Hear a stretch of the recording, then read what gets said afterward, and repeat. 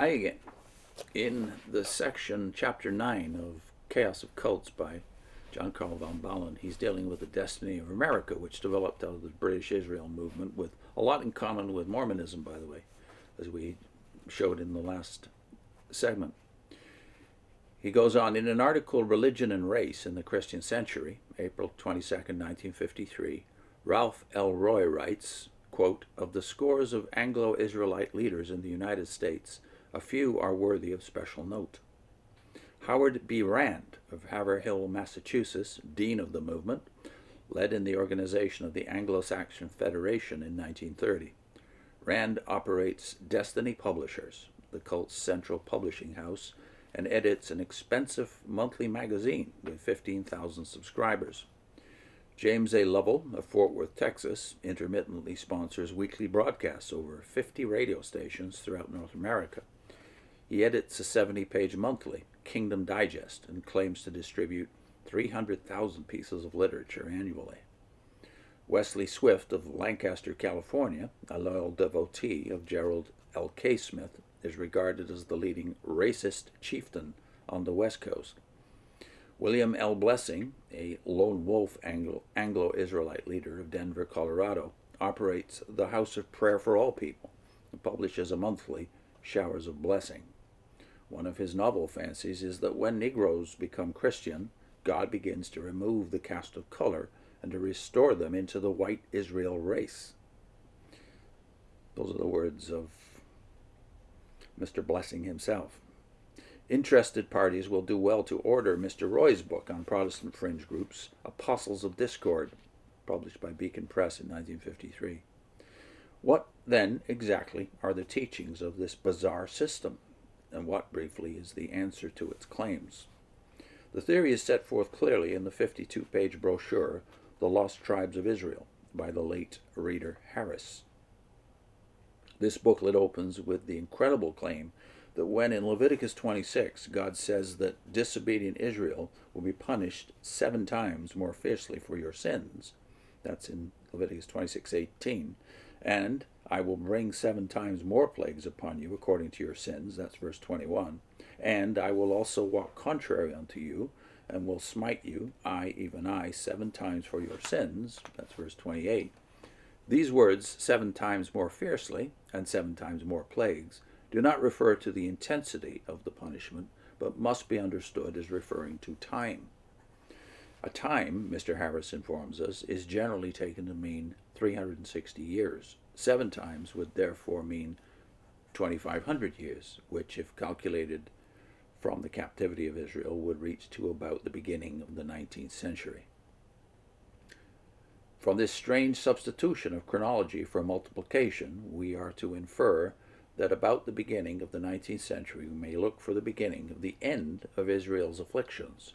And so, we are told, with this agrees just about that time some of God's people are awakened to a spirit of inquiry and to the fate of the tribes with regard to their destiny.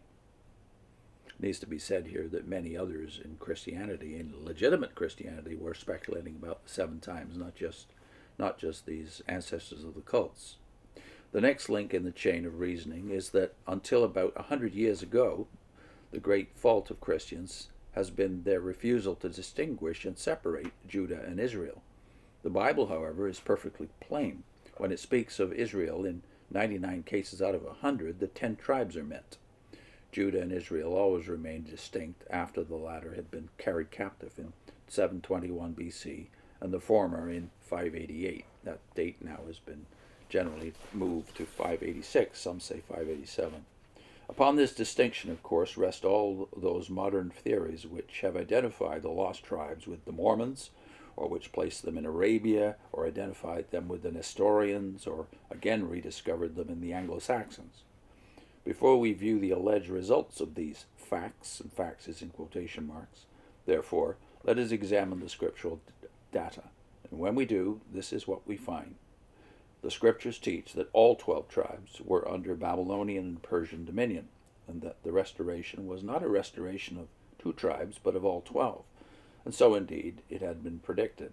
Jeremiah, in the 7th century BC, in 318, said, In those days the house of Judah shall walk with the house of Israel, and they shall come together out of the land of the north to the land that I gave for inheritance unto your fathers. For Jeremiah had also stated definitely that Judah and Israel were together in Babylon as its fall drew near, and there was no hint at the tribes being lost. Jeremiah 50:33-34 says, Thus saith Jehovah of hosts, the children of Israel and the children of Judah are oppressed together. Their Redeemer is strong. Similarly, Isaiah in the 8th century had predicted in Isaiah 11:12, and he will set up an ensign for the nations and will assemble the outcasts of Israel and gather all the dispersed of Judah from the four corners of the earth.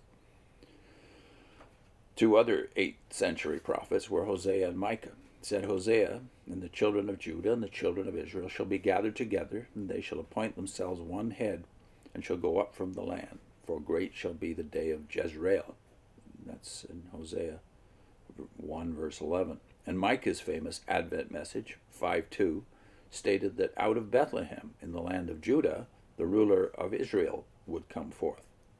Nowhere else, nowhere appears the arbitrary distinction between post-exilic Judah and Israel, which has given rise to Mormon and British Israel fancies. In harmony with the above, the prophet Daniel prayed for the restoration of all the tribes. That's his prayer in Daniel chapter 9.